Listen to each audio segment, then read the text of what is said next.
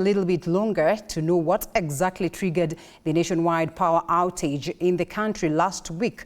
Members of Parliament have given Energy Cabinet Secretary Davis Chirchir a 12-day ultimatum to present a detailed report on the power incident. All the members of Parliament were seeking to know who is the liable following losses incurred due to the power outage. And as Elizabeth Mutuku now reports, members of Parliament want the energy sector to allow more players, especially from the private sector, to engage in power supply to avert more losses in future.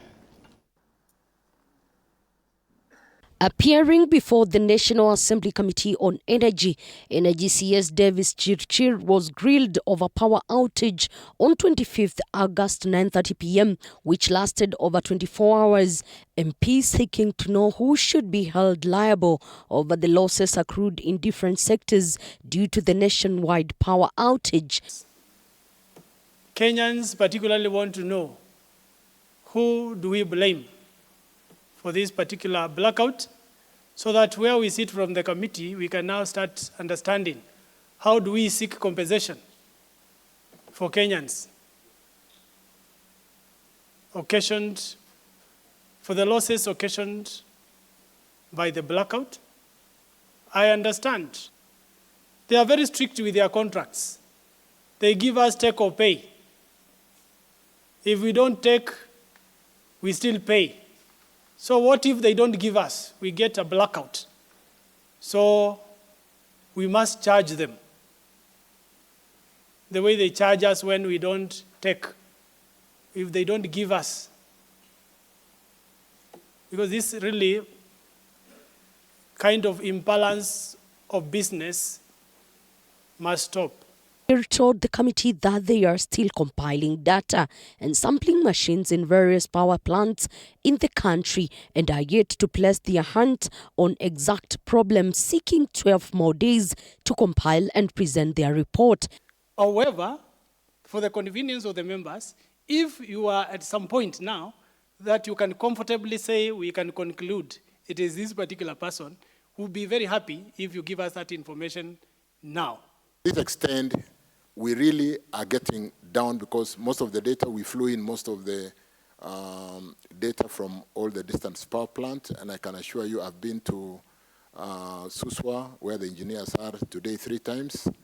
On this particular night, the PS and myself slept in the National Control Center, and I can assure you we are on top of it, and the time requested by the engineers in another 8, 10, 12 days is not asking for too much to arrest the situation and ensure that the country is safe. Fair enough. An answer which didn't sit well with the committee members, who sought to understand how even generators would not kickstart in some areas, thus the outage, now urging the CS to ensure the power supply space is opened for private sector to avert more losses in future. It's a problem maybe with the one generator. It should not cause a problem to other areas. Can we separate this our circuit so that we don't have similar problems? Because it is worrying that because we are importing power from Ethiopia, we are importing power from Uganda. Suppose even from the other side, someone mischievously decides to send excess power to Kenya. Do we again expect to have another power blackout the whole country?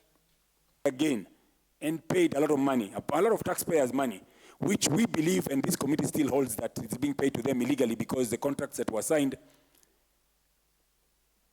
were skewed in the interest of the people who are holding the offices at that time. We need answers to this country. There is no way. Also, why can't we get to be independent? In case we disagree. And I don't think we take this very lightly. We had a national blackout.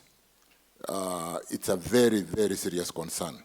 And therefore, we're going to take the necessary action, including sanctioning in line with the Act and the PPA requirements, anybody who comes and is found culpable. Thank you. The Friday 25th August power outage saw Transport CS Kipchumba Murkomen make changes in the leadership of the Kenya Airports Authority and fired its managing director Alex Gitari of the blackout that affected Jomo Kenyatta International Airport. Elizabeth Mutuku, TV47, Nairobi.